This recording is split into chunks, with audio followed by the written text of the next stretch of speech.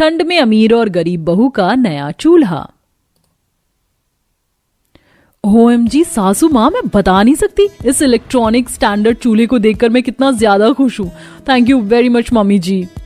अरे मेरी प्यारी बहू, इसमें थैंक यू बोलने की क्या बात है। तुम इस 5 बर्नर वाले इलेक्ट्रॉनिक चूल्हे को देखकर इतना ज्यादा खुश होगी, मुझे अंदाजा नहीं था।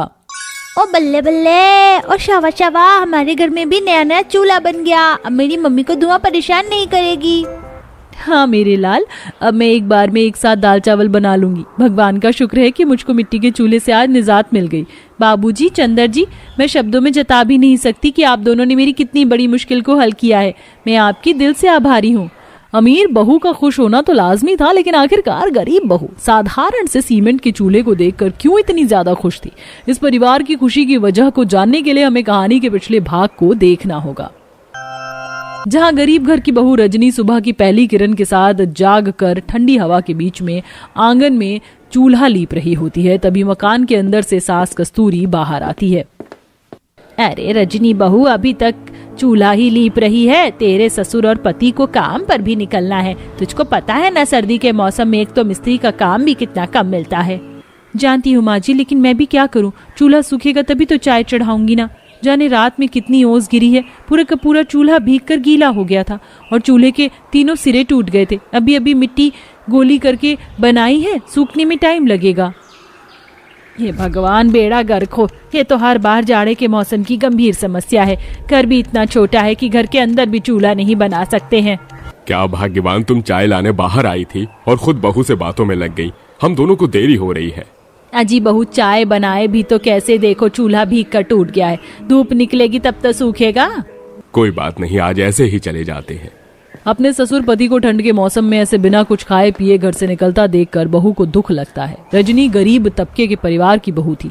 पूरे परिवार के पास सर छुपाने के लिए पुरखों का पुराना मकान था और उनका जीवन रोज के कमाने खाने पर निर्भर था। वहीं उनके पड़ोसी अच्छे खासे तगड़े पैसे वाले थे। जहां गरीब बहू का परिवार चूल्हे के कारण भूखा था, वहीं ठंड के मौसम में अमीर बहू अंकिता अपनी आलीशान घर में गाजर का हलवा बना रही थी। अरे वाह, कितनी शानदार खुशबू आ रही है मेरे गाजर के हलवे में से। पारस के शुद्ध घी में जो बनाया है, हो गया हलवा रेडी। ड्राई फ्रूट डालकर ले जाती हूँ। गर्मा गर्म हलवा बनाकर अंकिता गार्डन में लाती है, जहाँ उसके अमीर ससुराल वाले बॉन फायर के चारों तरफ बैठकर गप्पे लड़ा रहे थे। वैसे रोमा जी, जितना भी हीटर चला लो, ठंड में जलती आग में हाथ सेकने का मजा ही कुछ अलग है। हाँ, मगर धुआं धुआं भी तो मच जाता है ना दिलीप जी। गर्मा गर्म गाजर का हलवा रेडी है। अरे वाह मम्मी, आपने हम सभी के लिए गाजर का हलवा बनाया है। ओ गॉड, ये क्या पापा जी, आपने आग क्यों जलाया? कितना धुआं हो रहा है। मुझे धुएं से बहुत ज्यादा एलर्जी है। अंकिता गुस्से में चिढ़कर पानी डालकर आग बुझा देती है। ऐसा वो इसलिए करती है ताकि रजनी के गरीब परिवार वालों को नीचा दिखा सके। देखा आपने भाभी, ये घमंडी औरत हमको ही ताना मार रही थी क्योंकि इतनी दूर में केवल हमारे घर में ही मिट्टी के चूल्हे पर खाना बनता है और धुआं उठता है। पता नहीं अमीर लोग इतना घमंड क्यों करते हैं। कोई बात नहीं कंचन, जाने तो भगवान ने इनको सारी सुख सुविधा की चीज दी है, इसलिए ये क्या जाने हमारी परेशानी। देखते देखते शाम हो जाती है और दोनों अमीर गरीब बहू खाना बनाने की शुरुआत करती हैं। रजनी बहू, जल्दी से खाना बना लो, अंधेरा ढल गया, ठंड का मौसम है, बच्चों को भी भूख लग गई है। जी माँ जी, बना रही हूँ। कंचन, वो मैंने दीवारों पर उपले पात रखे हैं ना, उसे निकाल कर दे दो, उपलों पर खाना बना लूंगी। मगर भाभी, उपले तो सूखे ही नहीं है, अंदर से पूरे गीले हैं। हे भगवान, फिर खाना कैसे बनेगा? आज तो लकड़ी या सूखे पत्ते भी नहीं है कि पत्ते झोंक कर किसी तरह खाना बना लेती, और गीले उपलों से धुआं उठेगा, मगर कोई चारा भी नहीं है। अरे तो फिर रहने दे बहू, घर में थोड़ा सत्तू रखा है ना, हम सब वही खाकर सो जाएंगे। नहीं माँ जी, सत्तू क्यों खाएंगे, मैं बना लूंगी खाना। रजनी खुले आंगन में बैठकर मिट्टी के चूल्हे पर खाना बनाती है, जिसमें उसे काफी कठिनाइयों का सामना करना पड़ता है। कभी ठंडी ठंडी हवा के चलने से चूल्हा बार बार बुझ जाता है, तो ऊपर से आसमान से ओले भी बरस रहे होते हैं। हे भगवान, आज तो कितनी ठंड है, कुहासा है। कोई बात नहीं, मगर मैं अपने परिवार को भूखी तो नहीं सुला सकती। एक तरह मुश्किल हालातों में भी गरीब बहू खाना बना रही थी, तो दूसरी तरफ अंकिता नखरे करती है। बिल्कुल नहीं मम्मी जी, इतनी सारी वैरायटी का खाना मुझसे नहीं बनेगा। गजब हाल है तेरा अंकिता बहू, क्यों नहीं बनेगा? अरे तुझे कौन सा मिट्टी का चूल्हा थोड़ी फूकना है, गैस पर खाना बनाना है, फिर भी नौटंकी दिखा रही है। अगर उस गरीब की बहू की तरह चूल्हे पर खाना बनाना पड़ता तो क्या करती? मैं तो उन्हें दिन में तारे दिखाती थी, समझी मम्मी जी। आइए, आपको अगर इतनी वैरायटी का खाना बनवाना है तो आप मेरे लिए 5 बर्नर वाला इलेक्ट्रॉनिक चूल्हा मंगा दीजिए, जिसमें मैं एक बार में ही सारा खाना बनाकर तैयार कर दूंगी। इतनी ठंड के मौसम में मैं 3-4 घंटे बर्बाद नहीं करने वाली। मुझे भी ठंड लगती है और आज तो मुझसे खाना नहीं बनने वाला। अंकिता घमंड दिखाकर रजाई में घुसकर फोन चलाने लगती है। ऐसे में सास खुद ही उठकर खाना बनाती है। इसी तरह से सिलसिला जारी रहता है, जहां अंकिता किचन में कदम भी नहीं रखती है। मम्मी मम्मी मुझे भूख लगी है, चलकर मेरे लिए खाना बना दो ना। आर्यन, भूख लगी है तो जाकर अपनी दादी से कहो, मेरा सर मत खाओ, समझे? अरे अरे, क्या हुआ मेरे प्यारे से पोते को? दादी दादी मुझे भूख लगी है, देखो ना माँ खाना नहीं बना रही, मेरे लिए फोन चला रही है। ये बहू भी एकदम आलसी मिजाज की हो गई है। इसकी जितनी फरमाइश पूरी करो उतनी बढ़ती जाती है। मैं तो दुखी हो गई हूँ। रोमा, तुम्हें पता तो है तुम्हारी बहू के घमंडी रवैये का। किसी चीज की जिद पकड़ लेती है तो उसे पूरा करवा कर ही दम लेती है, और फिर हमारे पास पैसे की कमी थोड़ी है। जैसा तुम सबको ठीक लगे, मगर बेटा, भगवान ने हमें धन दिया है, इसका मतलब ये नहीं है कि अथाह खर्च करें। चीज सामान की जतन करना चाहिए। इस तरह अमीर परिवार बहू के लिए इलेक्ट्रॉनिक महंगा चूल्हा ऑर्डर कर देते हैं, तो वहीं दूसरी तरफ गरीब परिवार में बहू की मुश्किलों को देखते हुए ससुर पति आपस में बात करते हैं। बेचारी बहू रोज अपनी आंखें धुएं से लाल करके खाना पकाती है। हम परिवार वालों के लिए, हम लोग इस घर की लक्ष्मी को दुख परेशानी के सिवा कुछ भी नहीं दे पाते। सोचा था नए साल पर थोड़े पैसे जोड़कर एक छोटा मोटा गैस चूल्हा खरीद कर ले आऊंगा, मगर ठंड के मौसम के चलते मिस्त्री का काम ही नहीं चला। भैया, आप और पिताजी चाहो तो भाभी की मुश्किल को हल कर सकते हो अपने मिस्त्री वाले हुनर से। वो कैसे, छोटी बताना। जैसे आप लोग सीमेंट और ईंट से घर बनाते हो, भाभी के लिए एक मजबूत चूल्हा बना दीजिए, जिससे कितनी भी ओस गिरेगी तो चूल्हा ना गीला होगा ना भीगेगा, उन्हें भी आराम आ जाएगा। कंचन की बात पर गौर करने के बाद दोनों काम पर से सीमेंट और ईंट लाकर सारी रात ठंड में चूल्हा बनाते हैं और नए साल का दिन आ जाता है। जहां अमीर बहू के घर में इलेक्ट्रॉनिक चूल्हा आता है, तो वहीं गरीब बहू जब सुबह सुबह अपने आंगन में उठकर आती है तो सीमेंट का बना चूल्हा देखकर बहुत खुश होती है।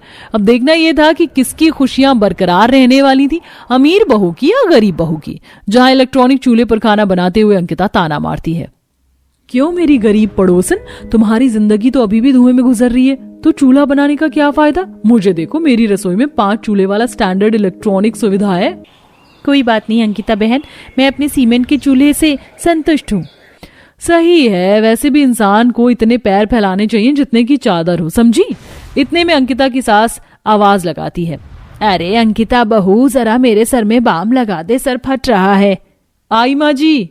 जल्दबाजी में अंकिता सब बर्नर जलाते छोड़कर चली जाती है। तभी रसोई में एक बड़ा शॉर्ट सर्किट होता है, जिससे चूल्हा खराब हो जाता है और धुआं फैल जाता है। सब लोग घबरा जाते हैं। भगवान का शुक्र है बहू तू बाहर थी, वरना ये इलेक्ट्रॉनिक चूल्हा तेरी जान ले लेता। हर बार महंगी चीज खुशी नहीं देती बहू, समझी? अंकिता अपनी भूल की माफी मांग लेती है और अपने पहले की रसोई में खाना बनाने लगती है। साथ ही घमंडी बर्ताव को भी बदल लेती है। आस पड़ोस के लोग घर में कंबल देख के ठंड से कांपते हुए कहते हैं, अच्छा तो अब तुम लोगों ने भी ले लिया रजाई और कंबल। सोचा नहीं था कि तुम्हारे घर में भी ये सारी चीज होंगी। मानना पड़ेगा तेरी 5 बहू को भी, आखिर ले ही आए कंबल और रजाई। तो आपको क्या लगता था हम 5 बहुएं कुछ नहीं कर सकती? हम औरत चाहे तो क्या नहीं कर सकती, बस लोगों की सोच है कि औरतें कुछ नहीं कर सकती। आखिर कैसे क्या किया इन 5 बहू ने कि अब इनके पास ये सुंदर रजाइयां और कंबल हैं। जानते हैं उनकी मेहनत के पीछे का राज आगे की कहानी में। कितनी तेज तेज हवा चल रही है, अब तो ठंड बर्दाश्त नहीं हो रही है। तुम सही कह रही हो चंदा, और इस टूटी खिड़कियों से हवा भी बहुत तेज आ रही है।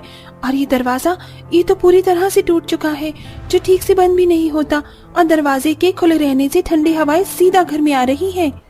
सभी लोग टूटी खिड़कियों के पास ठंड में सिकुड़ कर बैठे हुए हैं। तभी राम प्रसाद कहता है,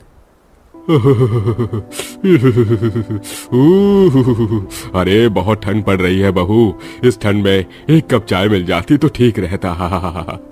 कोमल ठंड से कांपते हुए कहती है, हाँ पिताजी आप बैठिए, मैं अभी आपके लिए चाय बना के लाती हूँ।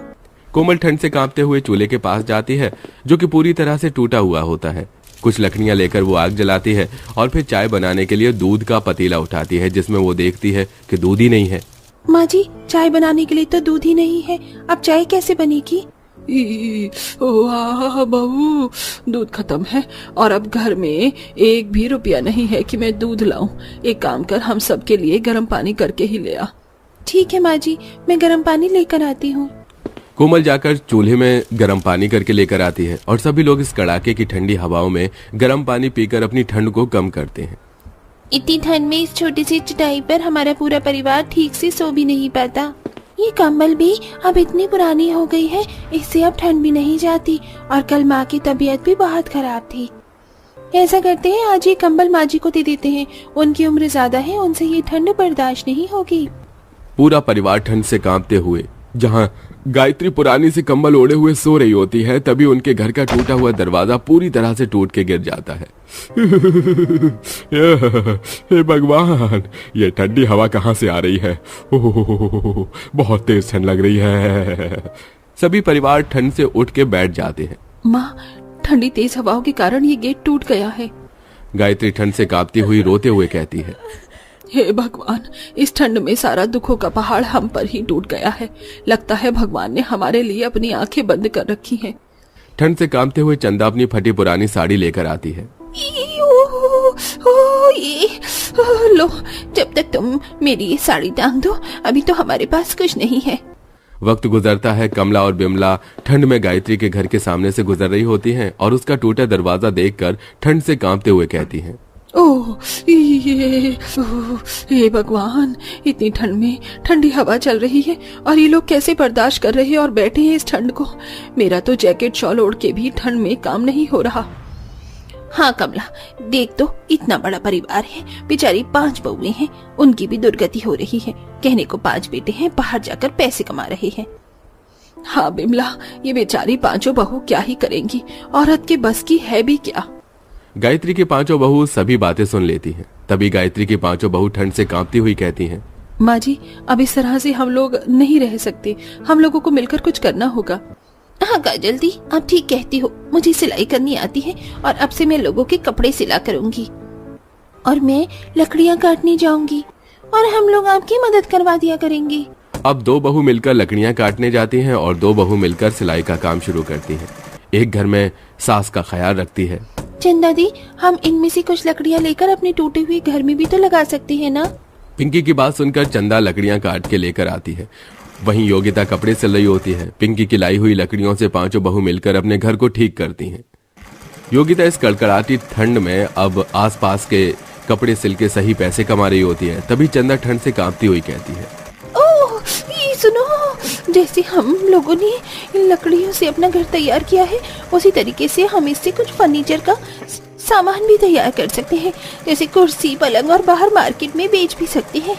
ठीक है बहू, अगर तुझे लगता है तुम कर सकती हो तो करो। मेरे बेटे बाहर गए जो अभी तक नहीं आए, अब तुम ही 5 मिल के करो कुछ।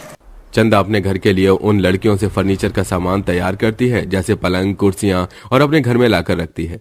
ऐसे ही एक दिन 5 बहू ठंड में बाहर लकड़ियों से पलंग कुर्सी बनाना शुरू करती हैं। अरे ये तुम्हारी बनाई हुई ये पलंग कुर्सियां देखने में तो काफी मजबूत लगती हैं। ये किस लकड़ी से बना रही हो तुम ये फर्नीचर? शीशम की लकड़ी का है काका, शीशम की लकड़ी से बनी है ये पलंग, ये कुर्सियाँ। क्या बात कहती हो, शीशम की लकड़ियां तो बहुत मजबूत होती हैं और छूकर भी ये मजबूत लग रही है। अच्छा तो बहू एक काम करो, मैं तुम्हें ये पलंग और कुर्सियों का ऑर्डर देता हूँ, तुमको मेरे घर पर पहुंचा दो इनको, है ना? 5 बहुएं मिलकर उसके फर्नीचर के सामान को उसके घर पर पहुंचा देती हैं। धीरे धीरे करके लकड़ी से बने फर्नीचर का कारोबार बहुत ही अच्छा हो जाता है। 5 बहुएं मिलकर अपने घर के लिए नई रजाइयां और कंबल भी लेकर आती हैं। 5 गरीब बहुओं का लकड़ी का सुंदर घर देख के बिमला कमला उसके घर आती हैं और घर में रखी हुई नई रजाई कंबल को देख के कहती हैं, अच्छा गायत्री, तुम लोगों ने भी ले लिया ये रजाई कंबल और अब तो घर भी पहले से काफी सुंदर कर लिया है तुम लोगों ने। हाँ, लगता नहीं था कि ये 5 गरीब बहू इतना कुछ कर पाएंगी, लेकिन तुम औरतों ने मिलकर सब कर लिया। हाँ, तो आपको क्या लगता था कि हम 5 गरीब बहू के बस में कुछ भी नहीं है? हम औरतें कुछ नहीं कर सकती? अगर हम औरतें किसी चीज को करने की ठान ली तो हम कुछ भी कर सकती हैं। बस आप जैसे लोग हम औरतों को नीचा दिखाती हैं और आदमी और औरत में फर्क करती हैं। ये ले बिमला, मिठाई खा। तू भी बहुत हंसती थी ना मेरे टूटे फूटे घर को देखकर और मेरी लाचारी पर। देख, मेरी 5 गरीब बहू ने मिलकर इस घर का नक्शा ही बदल दिया। भगवान की दया है, काम भी अच्छा चल रहा है। गायत्री की बात सुनकर कमला और बिमला मुंह लटकाकर वहां से चली जाती हैं। अब गायत्री अपने पूरे परिवार के साथ खुशी खुशी अपनी लकड़ी के घर में रहने लगती है, जो कि देखने में बहुत ही सुंदर था। सबके पास अपनी रजाइयां और कंबल होती हैं, जिससे अब वो आराम से अपनी ठंड गुजार रहे होते हैं। लकड़ी का कारोबार भी उनका बहुत अच्छा चल रहा होता है। दूसरी तरफ योगिता भी अपना सिलाई का काम कर रही होती है। मेरे बेटे, तुम लोग आ गए। तुम लोग कहाँ थे, किस हालत में थे, ना कोई खोज खबर जानते हो। हम लोग कितनी बड़ी मुसीबत में फंस गए थे, लेकिन मेरी 5 बहुओं ने मिलकर सब संभाल लिया। पांचों बेटे अपनी मां को बताते हैं कि यहाँ से जाने के बाद एक प्लेन क्रैश हो गई थी, जिसकी वजह से सभी कर्मचारियों को एक कमरे में रखा गया था और कहीं भी जाना आना अलाउड नहीं था, इसलिए वो इतने लंबे समय तक अपने परिवार के पास नहीं आ सके। गायत्री ये सब सुनकर जहां दुख थी वहीं उसे खुशी हुई थी कि अब उसके 5 बेटे घर वापस आ गए हैं। तो दोस्तों, कैसी लगी आपको हमारी ये कहानी? हमें कमेंट में जरूर बताइएगा। साथ ही क्या आपको भी यही लगता है कि अगर औरत चाहे तो क्या कुछ नहीं कर सकती, जैसा कि हमारी कहानी की इन गरीब बहुओं ने कंबल और रजाई लाकर खुद को साबित किया।